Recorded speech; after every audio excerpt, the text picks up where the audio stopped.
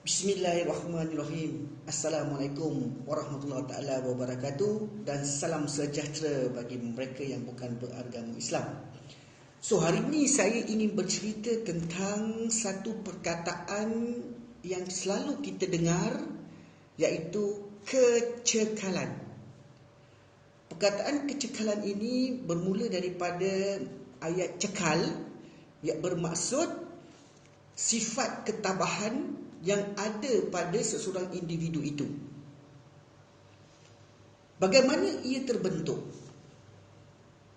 Ada 7 pusingan hidup kita yang harus kita amati dan harus kita nikmati, kerana ia membentuk kepribadian dan ia membentuk kecekalan jati diri kita.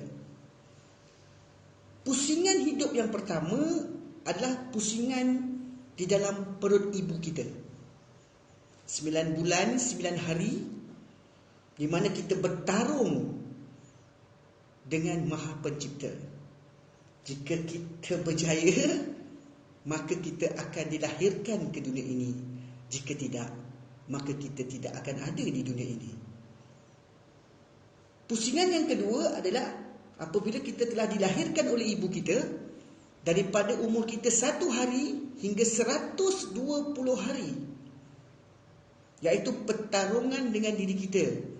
Adakah penyesuaian apa yang diberi kepada kita bersesuaian ataupun tidak? Jika tidak, kita tidak berjaya untuk meneruskan kehidupan.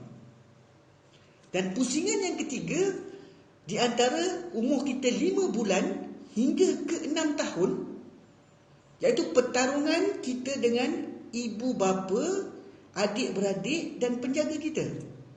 Jika waktu itu kita dilentur dengan cara yang baik, jika waktu itu kita dilentur oleh mereka-mereka yang hebat atau mereka-mereka yang memberi perhatian dan sepenuhnya, maka ia akan membentuk kepribadian kita. Kerana bab kata orang tua-tua, sesungguhnya kanak-kanak ini ibarat kain putih yang bersih, maka yang mencorakkannya adalah penjaganya, pendidiknya.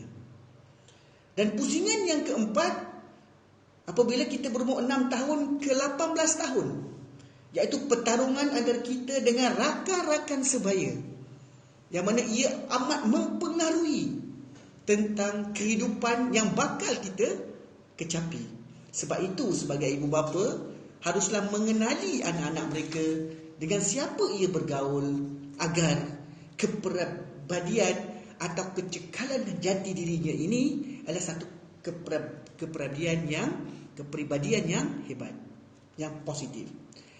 Dan seterusnya, pusingan yang kelima adalah antara umur kita 19 tahun hingga 30 tahun, iaitu pertarungan kita dengan manusia dan emosi diri kita. Waktu itulah para remaja berjumpa dengan berbagai-bagai manusia, dan mereka mula untuk mencari kehidupan sendiri, dan ia amat menyentuh kepada emosi perjalanan hidup kita.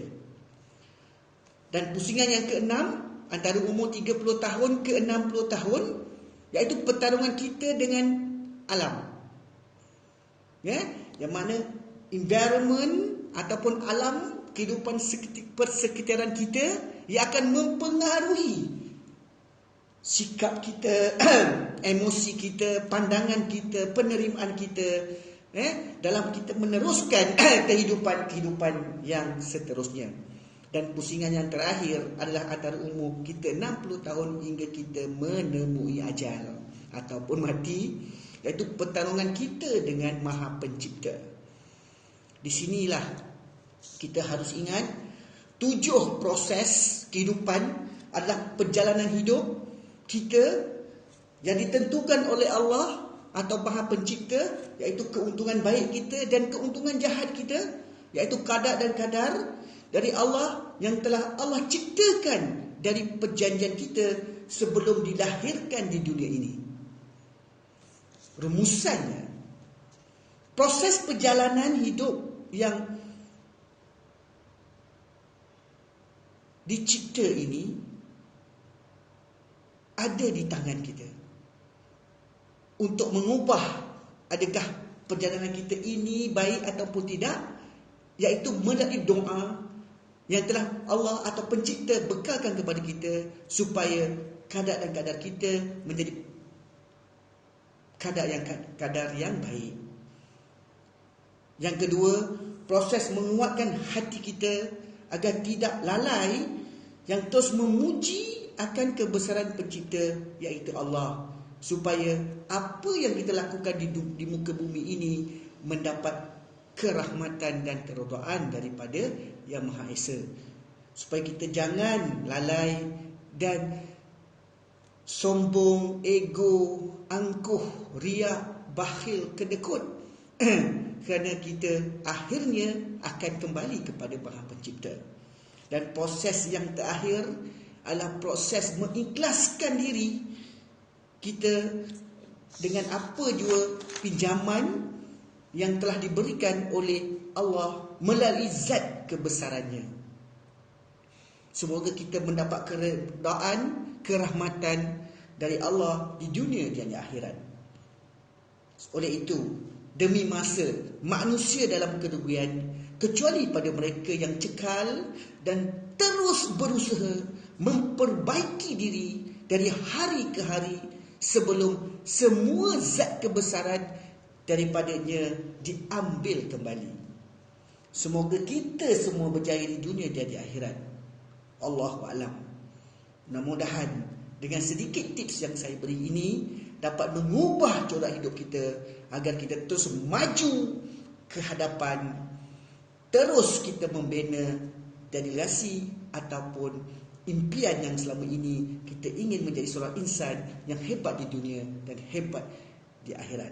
Maka cekallah, kecekalan kita melakukan sesuatu itu penting sebelum kita meninggalkan dunia ini. Maka tabah dan terus maju ke hadapan.